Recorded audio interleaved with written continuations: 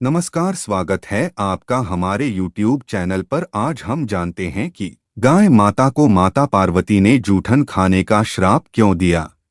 हिंदू धर्म में गाय को माता के समान माना जाता है और उनके पूजा एवं सेवा भी की जाती है। गाय को संसार के सभी पशुओं में उच्च श्रेणी का स्थान दिया जाता है। यहाँ तक कि हमारी रसोई में बनी हुई पहली रोटी भी गौ माता के नाम की ही होती है। और किसी भी तरह के धार्मिक अनुष्ठान गाय के गोबर, दूध, दही, घी के अलावा पूरा ही नहीं होता है। गाय माता को जूठन खाने का श्राप क्यों दिया गया? लेकिन दोस्तों, क्या आपने कभी ध्यान दिया है कि भोग लगने या फिर घर से रोटी मिलने के बाद भी गाय को कूड़े के ढेर में या फिर जूठन खाते हुए दिख जाती है? आखिर ऐसा क्यों? तो आज हम लोग इसी के बारे में जानेंगे कि क्यों गाय पूजनीय पशु होने के बावजूद भी जूठे खाने पर मजबूर है। तो चलिए जानते हैं।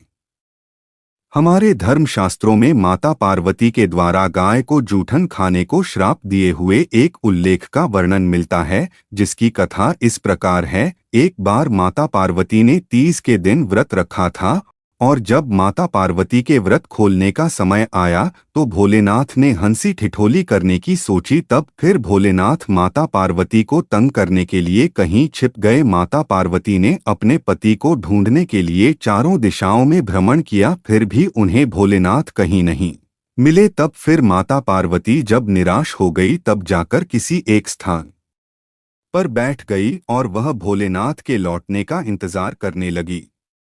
बहुत समय बीता पर भगवान शंकर उनके पास नहीं पहुंचे। सूर्य भी ढलने वाला था। ऐसे में माता पार्वती ने सोचा, भगवान तो खुद ही इस संसार के जनक है, जिनसे कोई भी बात छिपी नहीं है। ऐसे में वह जहां भी होंगे वह हमें पूजा करते हुए जरूर देख लेंगे। यह सोचकर माता ने मिट्टी का शिवलिंग बनाया और उनकी पूजा करने लगी। और यह सब कार्य भगवान शिव अदृश्य होकर देखकर मुस्कुरा रहे थे।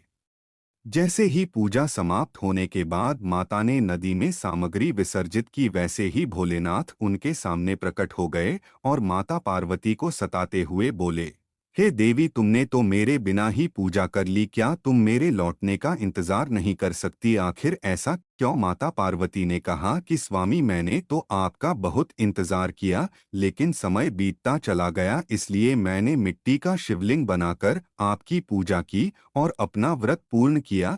तब भगवान शिव ने बोला कि मैं तुम्हारी बात का विश्वास कैसे करूं? क्या तुम्हारे पास कोई सा है? तभी वहां माता ने एक गाय को खड़ा देखा जो सब कुछ देख रही थी। माता पार्वती ने भोलेनाथ से कहा कि यह गाय मेरी पूजा की साक्षी है, आप इनसे ही पूछ लीजिए।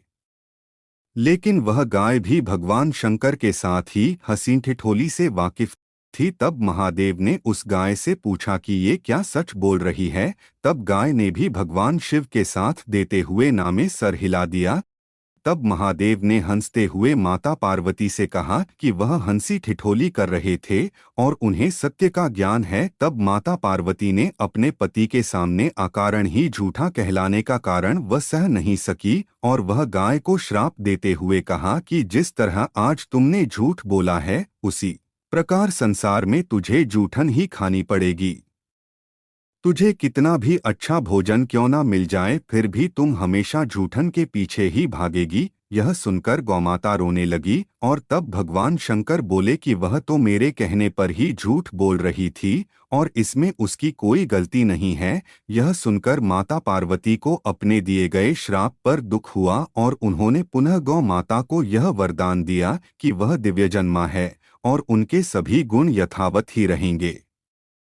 लेकिन उनका दिया हुआ श्राप अब नहीं टल सकता। तो दोस्तों, माता पार्वती और गौ माता की यह कथा हमें यह शिक्षा देती है कि जीवन में झूठ बोलने के हमें कितने भयंकर परिणाम झेलना पड़ता है। माता पार्वती और गौ माता की यह कथा आपको कैसी लगी, कमेंट में लिखकर बताएं। ऐसी ही वीडियो देखने के लिए चैनल को सब्सक्राइब कीजिए। धन्यवाद।